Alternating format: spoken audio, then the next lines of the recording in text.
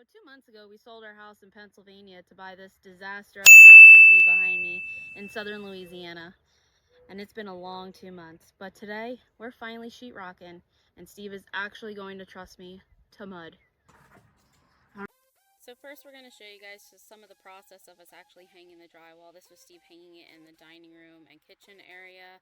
We also finished hanging in the master bedroom, the master bath, and the master closet. One of the first mistakes Steve made with this process was asking me to help him lift this massive thing of drywall in the hallway. It was a massive fail on my end, but hey, we got it done. This was our girl Lulu managing the whole situation.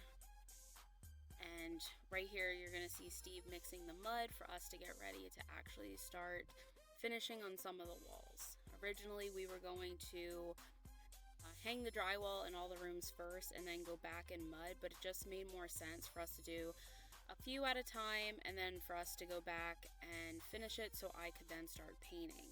So this was me. I was pretty much just in charge of doing the screws because that's the only thing Steve trusted me with. He said I did an awful job and I caked it on too thick, but I think my technique is growing on him, so we'll see. And then Steve and Lulu were just finishing up some of the ceiling, and then while they were doing that, I was taking a break because I deserve it. You know, I work so hard around here.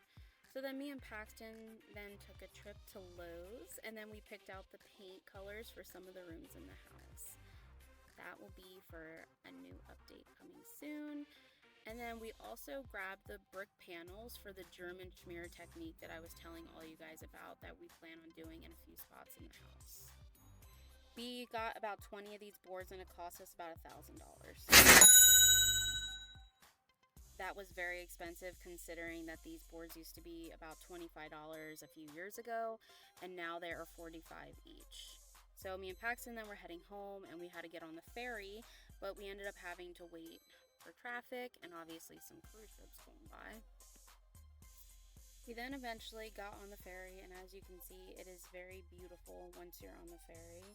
It's about a 10-minute ferry ride, and then when we got back home, Steve was still at it, still finishing the ceiling, but this time he had a friend with him. Good old Cabela was up here in the house with us today. And she is lazy and old, and yes, she's alive, she just doesn't act like it.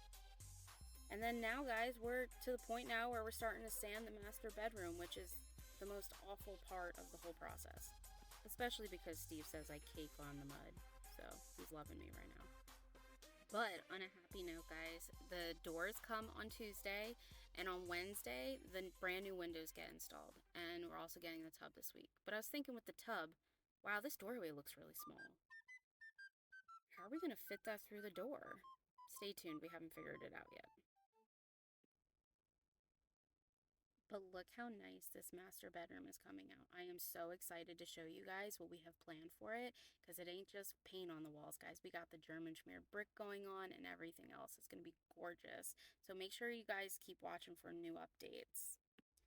We're going to leave off the video with baby Paxton because he turned 9 months old this week. Our baby's getting so big.